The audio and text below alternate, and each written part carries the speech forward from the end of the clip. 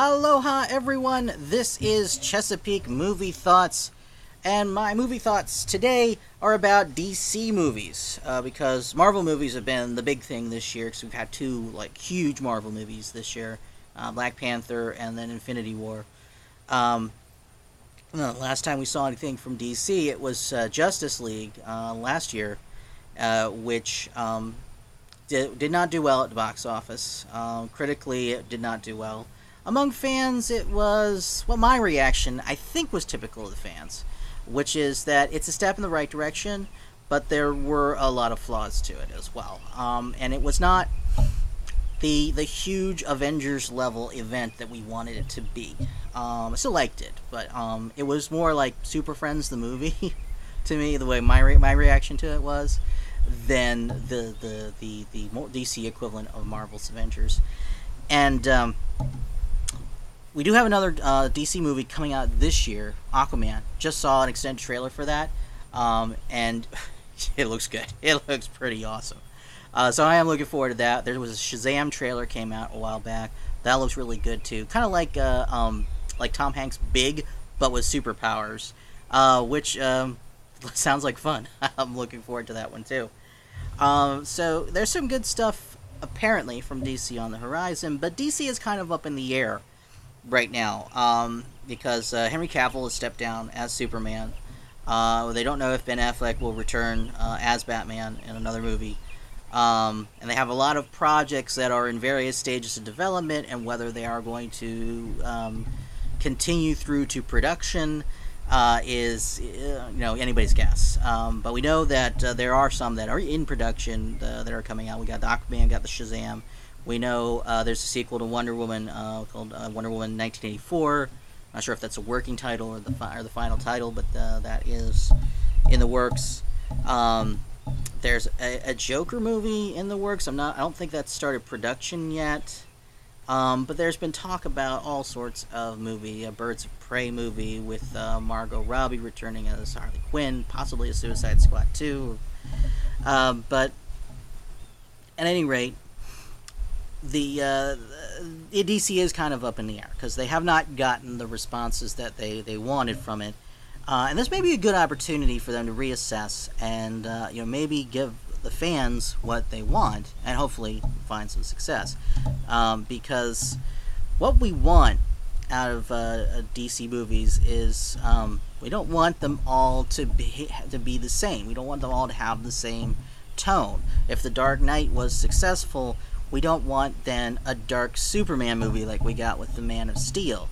We want Batman to be dark because Batman is a tragic character. He had a tragic origin and that motivates everything he does.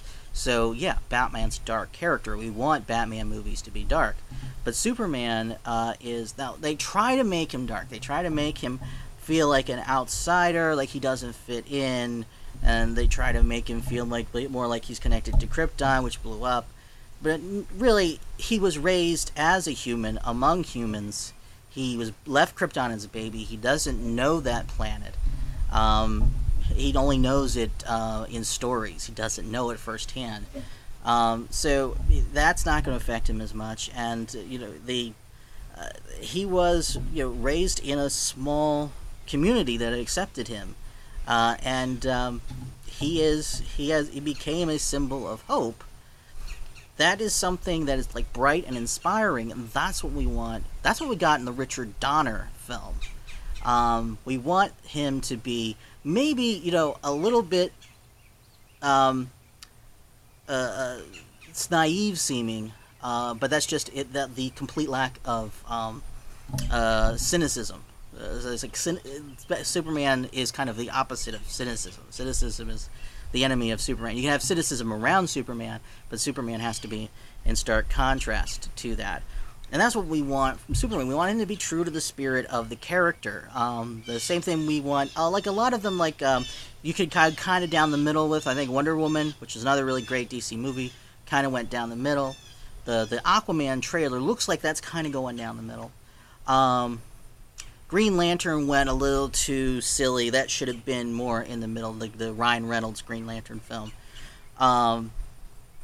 But there are characters like Shazam. Looks like that's going a little bit silly, and that's appropriate for that character.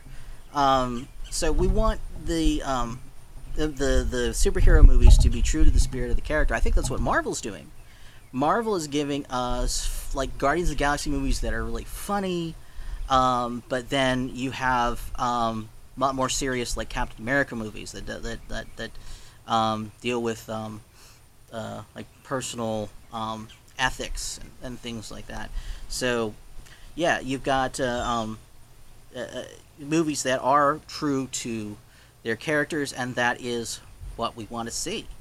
And we have an opportunity here for DC, hopefully, to look at these characters, look at what is it that the audiences that do like these characters, in the comics where they come from, what is it that they like about them, and how do we bring that to the screen? Not just to say, what superhero movies have we done recently that's successful? Is it The Dark Knight? Okay, that's really dark. Let's just try to apply that to this character, which is kind of the approach that they've been doing, and it's not working. It's always working when it's appropriate for the character, but it's not always appropriate for the character. So we want to see that. I want to see some good, like, silly things like Booster Gold, maybe. That would be great. I want to see some darker things. Green Arrow's weird. I'd like to see a Green Arrow movie, but I don't know how they would do it, because Green Arrow is kind of the exception, because he's kind of gone dark on TV and been really successful, but he's more often depicted as more of a lighter character. He's got more of a sense of humor. So, yeah, I guess you could kind of go either way with Green Lantern. I guess that's kind of Green Arrow, excuse me. I guess that's kind of the exception. But if you're looking for good Superman movies, there are some animated ones, direct to DVD. There's one that just came out a couple of months ago. It was called The Death of Superman, which is an adaptation of the story, the Death of Superman story from the comics. It's one of the greatest Superman stories of all time. It's one of my top 3 favorites. It's the second time they've adapted this to a direct DVD movie. The first time was called Superman Doomsday, and they condensed like the whole story into one part, which was kind of too much, and it didn't do as well critically or with the fans. Although it did sell very well, that's why they're doing it again. But the second one I watched, and that's really good. They did the story justice. This new one that just came out, I think in August, they did that story justice, and it is one of my favorite stories featuring one of my favorite superheroes. So I really enjoyed that, and that's a 2-parter. They're doing the first part this year. They're going to get the second part next year, and I'm really looking forward to that. Also, there's a few older ones that you can look into, like Superman versus the Elite was a good direct-to-DVD Superman movie. Again, that's another one of my top 3 favorite Superman stories.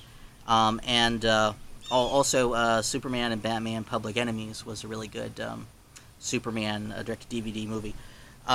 So there are good Superman stories out there. Lately, the best writing for Superman has been for like the Injustice games, which is weird because it's not really Superman. It's an evil alternate reality version of Superman, alternate universe Superman. Because Superman is the kind of character where every now and then you got to hop over to an alternate reality and see how, what happens if Superman gives up on being a Superman, gives up on being a hero, because you can't do that in the main universe and keep Superman. You can do Spider-Man and Superman are both about responsibility, but Spider-Man, although he has great power, it's not nearly as great as Superman's. So Spider-Man, he is allowed to mess up, and he does mess up a lot. And that's kind of the point of a Spider-Man story. He starts out messing something up, and then has to own up to the responsibility and find a way to fix it. And that's kind of like way the Spider-Man stories go.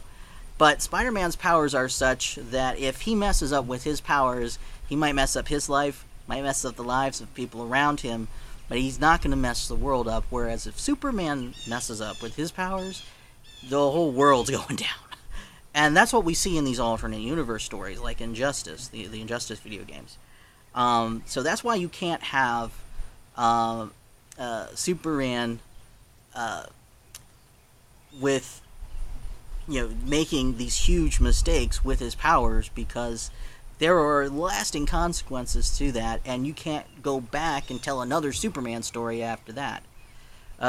So the Injustice games are really good, but they're really good for showing Superman, showing the what if Superman went bad. So they got good writing. You see like hints of the hero Superman used to be. There's this sort of Professor X and Magneto relationship between him and Batman. If you haven't played the games, try either play the games or try looking up the story mode on YouTube. That's a good story if you're looking for some Superman and some general DC Comics goodness. But we're really hoping to see some of that on the big screen in the theaters. Warner Brothers, I hope you deliver pretty soon.